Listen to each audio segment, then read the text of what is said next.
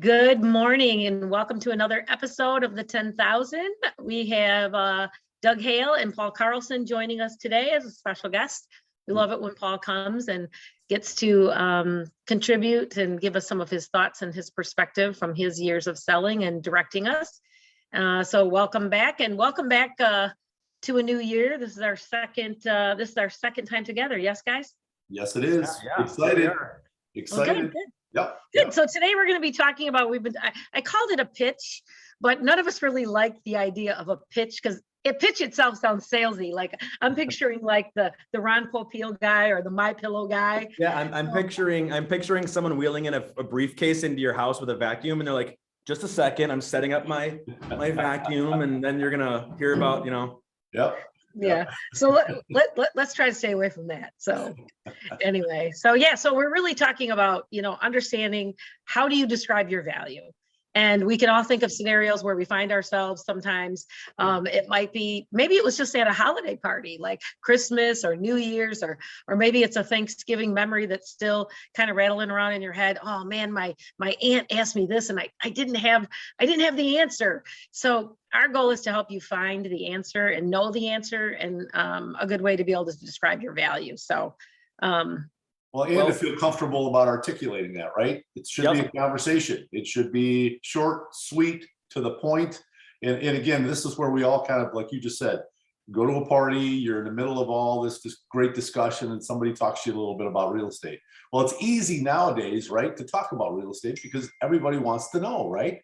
And again, so that conversation just kind of comes up. But again, it's the question, what do you bring to the table? Why are you different? What's your value? And again, I think that's where, Paul, we all kind of stumble a little bit, isn't it? Absolutely. I can remember specific times in my career. I have them in my brain, like cemented. Like I was at this open house one time, and then someone asked me my value, and I remember those flops that I've had where I had a really hard time sort of articulating it. But then I also remember where it all came together like a symphony.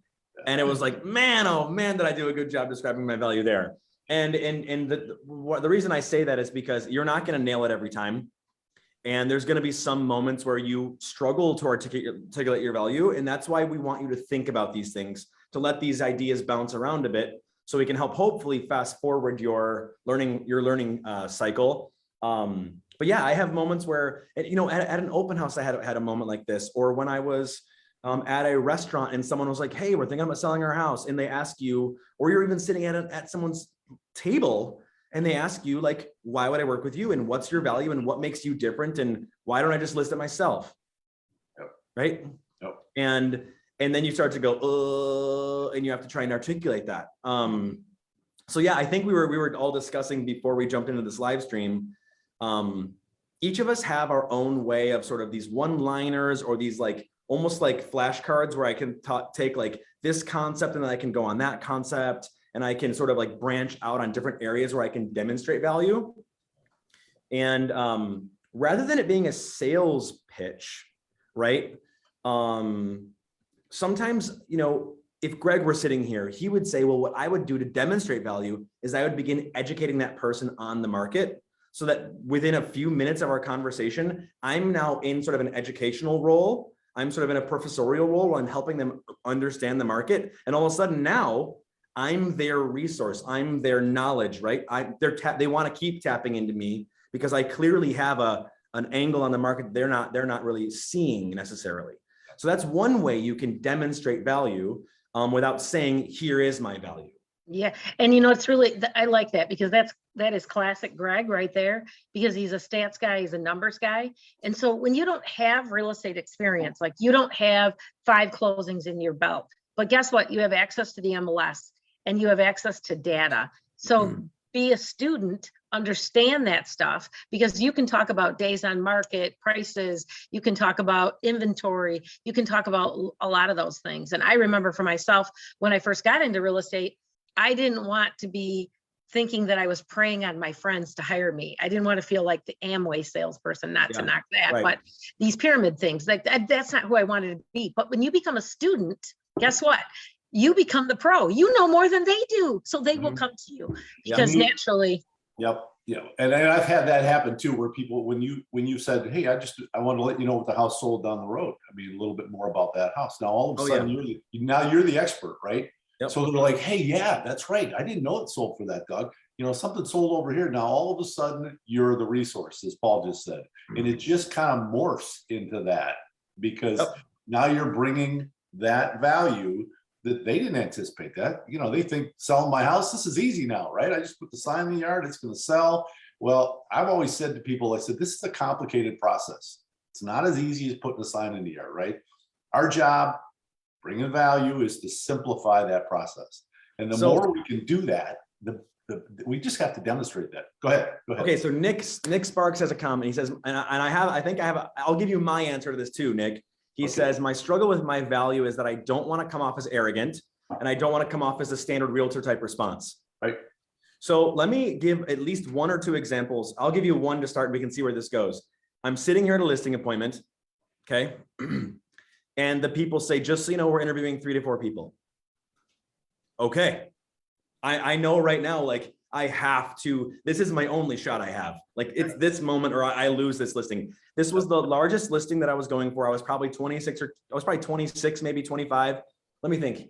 My wife was pregnant with Josephine. This stands out in my head so strongly. Josephine wasn't born yet, so it was about 11 years ago. I'm 38. Yeah, so I was probably 26, 27. So I'm sitting here at this listing in Ada, and she says to me, so how many homes have you sold in Ada? 0. None, right? I was like, well, you know what? As a company, I just ignore. I went around the question. I was like, we have sold. There you go. We have sold 150 homes in the past 12 months here, of different varying price points, and we have an amazing resource network of realtors to tap into here at 5 Star. So that was my way around that question. Yep. Then she was like, "Do you even own a home?" Good question. I mean, I had a baby face. I was 25, 26 years old. I did own a home, so that helped. And then she said, well, you look awfully young, and, you know, we're not afraid to fire realtors, you know. And she was, I mean, this lady was not, she was tough. Right. And I said, and basically she said, why would we pick you over someone over like this who's got maybe more experience than you? And I said, well, I'll tell you what, they might have more experience than me, but I can guarantee you they're not going to work harder than me. And I literally said, my goal is to blow you away with service, support, and communication. And I promise you, I have more free time than that person does to dedicate to your house. And I promise you, you will not get better service anywhere else. And that's my promise to you. And I literally I didn't even make a pitch on lock boxes, signs, photos, video. I didn't make any of those other promises. I appealed to my work ethic. Yeah. Service. When you're explaining your value, Tracy, you said earlier, know your audience. Sometimes if you just go start rattling off your own value pitch and you're not tapping into what they're wanting to hear from you or what maybe would cut to the core of their question, you have to be aware of the person you're talking to. So, to Nick here, you don't have to give a standard realtor response. You can give a response that feels extremely real to you. And listen, there's nothing arrogant about saying, look, I'm a top performer at the company. There's absolutely nothing arrogant about saying, I'm an achiever. I want to do a good job. My success is based upon how well I serve you. Yeah. No question. Yeah. And I always turn I like that, Paul. That's all I was going to say. I was just going to say, and I always turn that into a question. You know, when they tell you they're going to be interviewing multiple people for for this job, and I'll say things like, well, so tell me what's important to you in hiring the right real estate agent, and then I shut up, right? Because you're going to learn a lot about your audience with what they're going to tell you next, right? They're going to say, Doug, our last realtor didn't do this, and this. You're going, okay, note taken. That's right. And so those are great. I mean, those are great introductions. Those are great ways to get to know your client. Again, for me, it's important because you got to know who you're talking with. That's all there's to it. Because everybody's got different questions. Everybody's got different wants, needs, desires, that kind of thing. How about this question you might get? But why are you worth this commission dollar amount when I see these things flying off the shelf in 3 days? Yeah. That's when you might face. You're going to get a commission. They're going to challenge you on your worth and your value, right?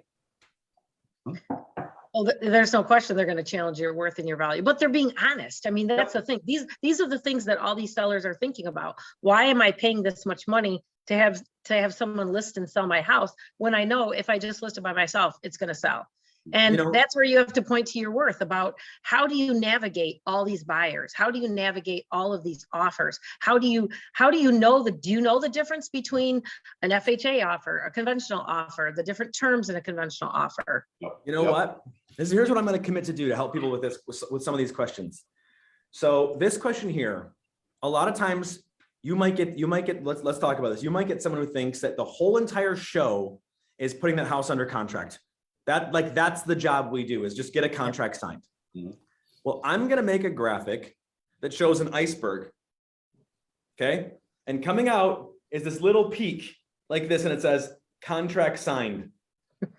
Okay. And then below the surface of the water is going to be easement issues, courts, and we've got trusts, and we've got all these types of things, and we've got every single thing that can go wrong. I'm going to demonstrate down here. This is again where some of our value comes in. You might be seeing just this little tiny peak coming out of the water, and you think the whole thing I did is I got you an offer and under contract. And then, wow, Paul, you're not worth your commission because it only took you 1 day to sell my house. Yeah. What you're not seeing is everything else that we're doing and watching out for or anticipating.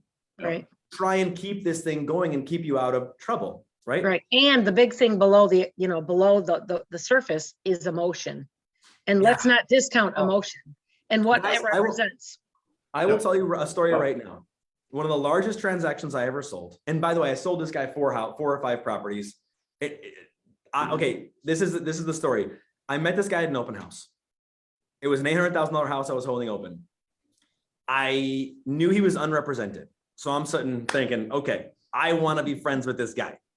I don't bug him. I don't bug him. He made it very clear he wanted to have his space. I gave him his space. He calls me 3 days later. He says, I'm hiring you because you gave me space when no other realtor did. Okay. That was what he was looking for. Mm-hmm. Okay. Fast forward. I ended up selling him a home, not that home, but I sold him one for $680 and I sold his house for $350. Then I sold his house just 2 years ago for almost $800,000 and I sold him one for $350. So I made near 6 figures on this guy that I met at an open house. But what happened on the final transaction is I sold his home in 7 days, but I had 20 showings, no offers. So you know what I'm thinking. I know what you're thinking. We're going, oh crap. In this market, 20 showings, no offers. This is bad. Then I get a guy who shows up, writes full price, thinking that he's still competing, right? So I get this thing locked up. I'm thinking that I nailed it. Like I helped this house was worth less because everyone was telling me it's worth less. And then some guy from Russia, other side of the state, just coming in from a different marketplace, doesn't understand Grand Rapids, just bought it full price. So I'm thinking I helped this guy. So then throughout the process, it starts going south, because this guy who was culturally different was kind of like negotiating throughout the process all the way to the closing. We were always negotiating, even though like the thing was locked up. So I got a call from my client the day before the closing, and he screamed at me for 45 minutes with every single word you could think of, telling me I was worthless. This was pretty hard to hear. I just listened the whole time, but I was berated for like 40 minutes. I knew my value was there. I knew that I'd given the guy value. I knew I had held the deal together, and I knew going back to market was only going to damage this guy's price. I knew killing this deal and going back to market was going to cost him money, right? He was not going to get the money the value we had now. But in that process, and I'm just being vulnerable here, in that process, I somehow wasn't able to continue communicating my value. Somehow I stopped communicating the value. Like it was locked up, it was wrapped up. We were going through inspections. We managed our way through that. And by the end of it, and the words out of his mouth were, "You're getting paid X amount of dollars for just a few days work." Mm-hmm. Okay. And that's about how he summed up my work for him. But I knew on the back end, that iceberg we're talking about below the surface, I was spending all of this time keeping this thing alive. Yeah. But I didn't get the credit for it. Yeah. So that's another understanding how to demonstrate your value. Anyways, I'm just sharing, like, sometimes you can go south. Yeah. Sometimes you're doing everything right. You think you're demonstrating your value right. I know that's not really what we're discussing here, but anyways, but we were talking about emotions. Yeah. And below, that is emotion, because at the end of the day, you had built this relationship based on trust, because he wouldn't have used you 4 times, right? If you weren't loyal, if there wasn't trust, if he didn't like you, you're likable. He wouldn't have come back to you. But somehow in that 4th transaction, things had gotten off track. But there's a lot of emotion below the surface. Yep. And so what I did, go ahead. What I did is I bought him his favorite bottle of bourbon that was very expensive. And I bought his wife the most expensive bottle of Pinot Noir I could get my hands on. And this was the day after I had just been cussed out. And I came to the closing. I was gracious. He was very apologetic.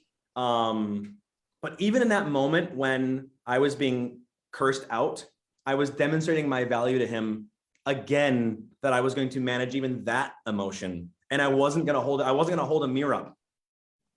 I did not hold a mirror up and tell him what a jerk he was. Yeah. Well, that speaks to your character too. Big time. You followed through right to the end. Yep. Anyways, you just don't know where it's going to go. So anyways, what's our next value conversation here after that one? Well, no, that was a good one. That was a big one. That's a big one. I want, I'm thinking about, a lot of folks who are listening on the 10,000 are going to be newer agents. So I'm still going back to thinking about those scenarios where we find ourselves. We called it an elevator pitch, but I don't want to think of it that way. I want to think of it always as conversations. So I want you to think about when you're having dinner with your friends or just hanging out at someone's house and others show up that don't know you. Maybe you're at an open house. Maybe you are at work and you're running into someone that knows someone who knows you. And they say, what do you do for a living? And you say, I'm a real estate agent or I'm a realtor. Is that the right answer? Because when you say that, it's sort of like it cuts off the conversation, right? When you say, I'm a realtor. Okay, that's fine that you're a realtor. Sorry, Don Phelan. But what does that really mean? Because when you just stop with saying I'm a real estate agent, you're allowing them to finish the conversation. They've begun to fill their head with what they think a real estate professional does. So, yeah. Well, and it's always interesting to me that people don't know what we do.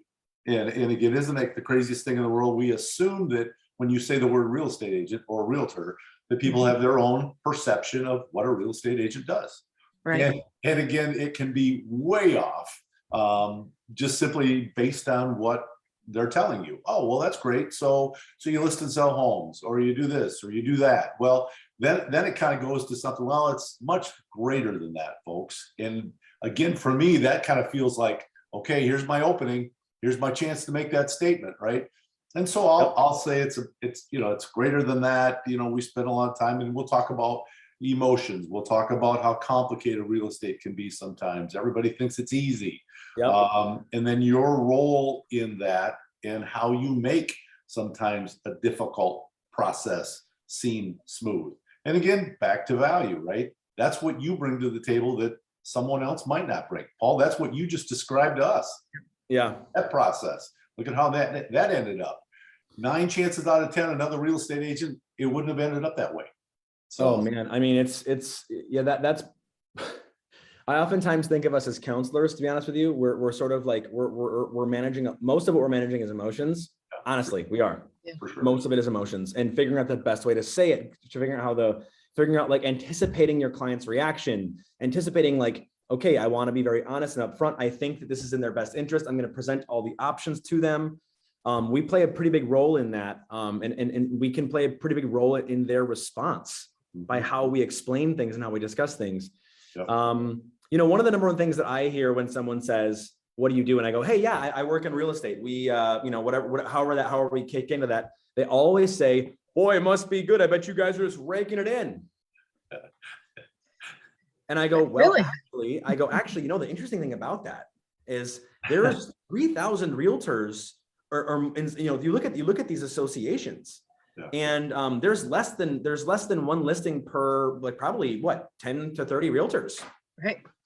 So actually, believe it or not, I mean, I know that in your world, it looks like houses are flying off the shelves, but it feels more like Hunger Games over here.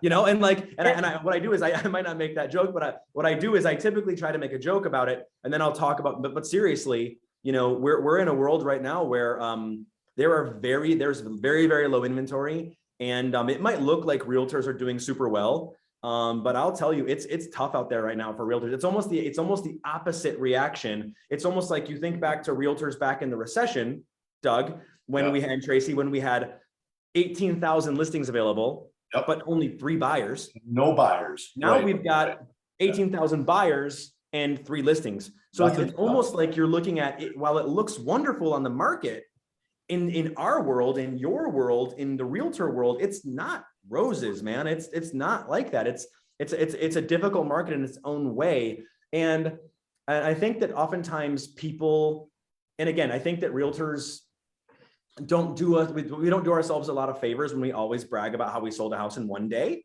Yeah. Because to be quite honest with you, I don't think you have to be a genius to sell a house in one day. Mhm. And I really don't think it was your marketing necessarily that did that, because I'm telling you, the market factors are strong. It's the climate. And there will be a time in your career where you will not be able to sell a house in one day. Yep. Right. Yep. Well, and again, it comes to that, and it begs the question too, Paul, when you say, hey, these guys are advertising, I sold that in one day. What do you think your seller's thinking? Exactly. I think you're overpaid. Yeah. Why did I pay him that much money if it only took 24 hours? We'd be much better off if what we did is we advertised, this is how we held this together, or we almost fell apart because of something we didn't even see, or beneath the surface there was this thing. And if we gave more context to our expertise versus simply boasting that we sold it. Right. Agreed. Yeah. And going back to just saying that getting the offer is the smallest piece of the whole thing, right? Because the MLS and all of our realtor.coms and Zillow websites that are out there now, they're the driving force to getting the listing to the people that need to see it. That's not a problem. And the phone rings, they come through the door, but we've got to help sellers understand the value proposition that we bring, in that understand here. I love the iceberg. We'll all be waiting. We're gonna make this graphic. I promise you, we're gonna make a graphic of an iceberg, and it's gonna be available to everybody so they can explain this. I love it. I love it. Now here's a value prop we haven't talked about yet. Buyers. Aren't you just getting in the way, Doug? As a buyer's agent? And some days I feel I am, but no, keep going. Aren't you just unlocking doors? I mean, what do you really do? I mean, really, truly, if I can get an Uber that can take me to the house. Yeah, just gonna say it. And again, I've heard that time and time and time again. And because it's on Zillow, hey, I found half the houses before you found them. Yeah. You know, that kind of, you know what? Back, and this is true, guys. Back in the day, you know, I don't know what it was like for you, Tracy, when you first got started, or Doug, when you first got started in your world, but in my world, I would literally go find houses. And by the way, if you're talking, and sorry, Jeff Long, you're watching this, you're talking about Greg and Jeff's world, they were flipping through cards like you're at the library to try and find houses. And they would pull a literal card out of a big drawer and be like flipping through 3-bedroom homes. Whoop, here it is. Things have changed, right? Yep. They sure have. And I used to, and I can tell you, I hear this from some buyers. They go, yeah, my last realtor never even they never even found a houses for us. We always found our own house. You hear that from some buyers. Yeah. And they think that's and they'll use that against their previous realtor. Yep. Which puts a lot of pressure on you to, I gotta find them a house. But the question would be, how do we answer the question when you meet someone at a dinner party or a church, or they call you on the phone and they say, but why wouldn't I just use Redfin and call the listing agent directly? Yeah, I always say, much like when you get a divorce, you don't use the same attorney, because the attorney, it's really hard for them to be impartial. And you know, when you call the listing agent, you walked up to the front door, you looked at the listing, Their sign was in the front door. Their relationship was to the seller, not to you. So in the same situation, everyone needs representation. And in this case, the seller always, their loyalty is to who they began with, truly. And that's exactly why I point that out, Tracy. I say the same thing that you just said, but people don't sometimes recognize that. Well, why don't I just pick up the phone and call the seller? Well, you can, but he represents or she represents the seller. I oftentimes will say something. Here's like my top three. If someone's like, well, I might just go to the listing agent. I go, listen, okay, but I need you to know that listing agent's going to sound very nice on the phone. Okay. They're going to feel very friendly. They might even like buddy up to you a little bit, but make no mistake, they are contractually obligated to take as much money from you as they can for their client. Mm-hmm. They are going to look at every single angle to increase the amount of money you're paying on that property. That's harsh, Paul. What are you saying? They're going to use every ounce of leverage they have. Like they might even say to you, you know, I've got 3 people who have been all here kicking around, and I think one of them might be getting an offer. So, you know, they're going to use whatever they can to put you in a high pressure moment where you're going to feel like fear of missing out, that FOMO. They are going to use everything they can against you. Yeah. Right. And they're incentivized financially for themselves and for their sellers to do so. So, and then I'll say something like, you know, money aside, I'll tell you what, if that's a competitive situation, I know the tricks to get you to the top of the list. I know all the ways where we can sweeten your deal. I know ways where whatever, you know, you're pitching these things where I can help you win. You know, writing an offer is a piece of cake. It's like a 3-page document. We sign at the bottom, we send it over. We hope we get a good response back. Yep. But what you want is someone who knows how to get that thing pushed to the top of that pile. So you're in the drawing. So you're in the running. Yep. Yep. Personalizing, crafting it. Yep. Makes sense. Well, good. All right. Well, I think we've, you know, beat this up enough. We could probably spend some more time on it, but at the end of the day, know your value. Know how to sell yourself in a way that feels like it's you, that it doesn't feel salesy, that it feels relational, and you'll win. And at the end of the day, we all had to get started at some point. I did, Paul did, Doug did, and you'll get started in the same way. And we're here for you if you need any additional help. But any final thoughts, guys? You know, my final thought would be, again, I want to point back to the broker support team, myself, anyone here. If you feel as though you couldn't answer any of these questions, call one of us and we'll ask you on the phone, and we will pepper you with questions to help you sharpen your sword. There you go. Yeah, I like it. Absolutely. And you know, something I've always said, and this kind of convicts me, if you will, to tell our story better. Who we are as a company. I mean, it gives me so many different segues to talk about what I do different, why I'm a part of 5-Star. Again, I just don't think a lot of people know about what we do and the support that we give. And again, we talk about this in broker support, don't we, Trace? With the amount of support that we have for our agents, we want them to win every time. And again, those are the things that I think separate us from the pack, quite frankly. So absolutely, I echo what you guys just said. It's good. All right, guys, thanks. Well, great. Thanks for tuning in. See you guys. All right, see you guys later. Bye.